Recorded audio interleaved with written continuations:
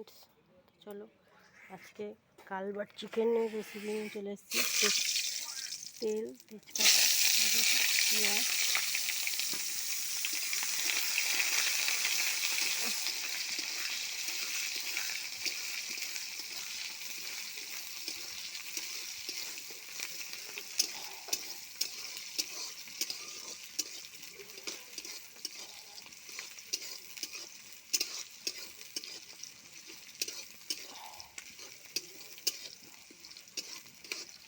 পেঁয়াজটা একটু ভেজে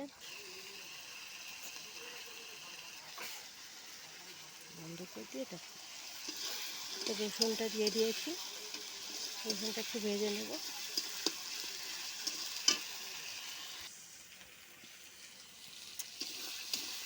রসুনটা ভাজা হয়ে গেছে।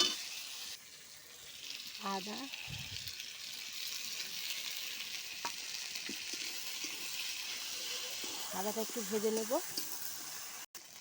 আদা রসুনটা ভাজা হয়ে গেছে, টমেটোটা দিয়ে দেবো।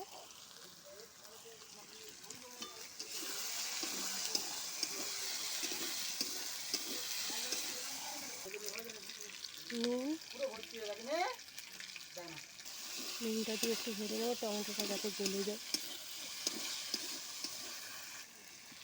হলুদ,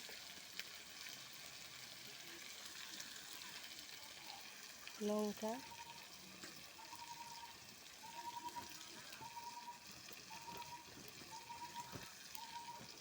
দিয়ে একটু নুন।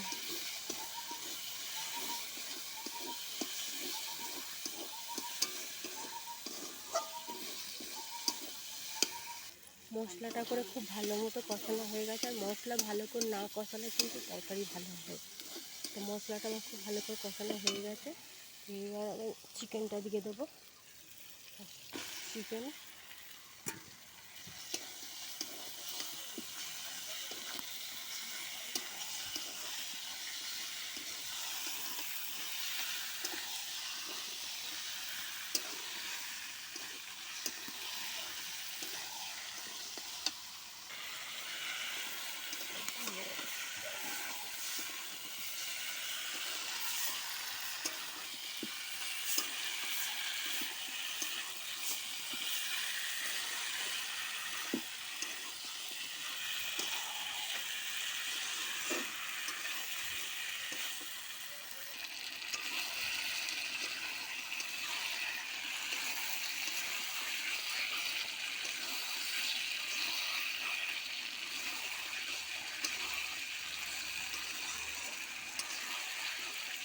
চিকেনটা খুব ভালো মতো কষতে হবে।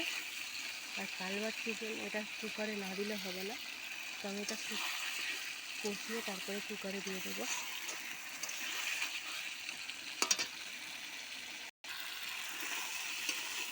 তো চিকেনটা খুব ভালো করে কষা হয়ে গেছে। এবার আমি জল দিয়ে দেবো।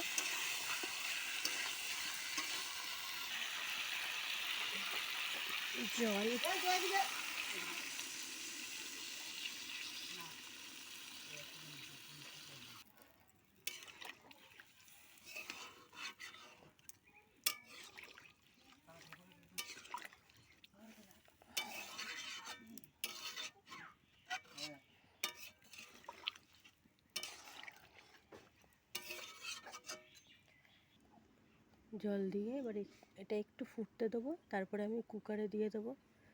তো কালবাট চিকেন কুকারে না দিলে সেদ্ধ হবেই না। একটু ফুটে যাক, তারপরে কুকারে দেবো। দেখুন ঝোলটা ফুটে গেছে। এবারে এটা আমি কুকারে দিয়ে দেবো। তো এটা আমি এখন কুকারে তুলে নিচ্ছি।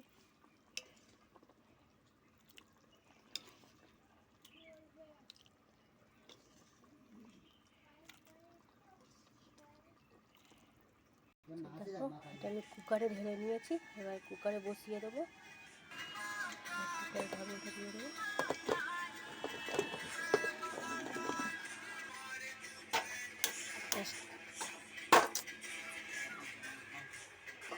গ্যাসটা চালিয়ে দেবো।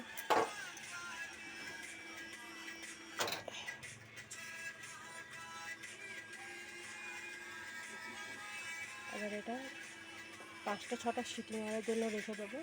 চলো এটা হয়ে গেছে, এটা 6টা সিটি পড়েছে। সিটি পড়ার পরে তৈরি হয়েছে। এটা আমি এখন ঢেলে নেব।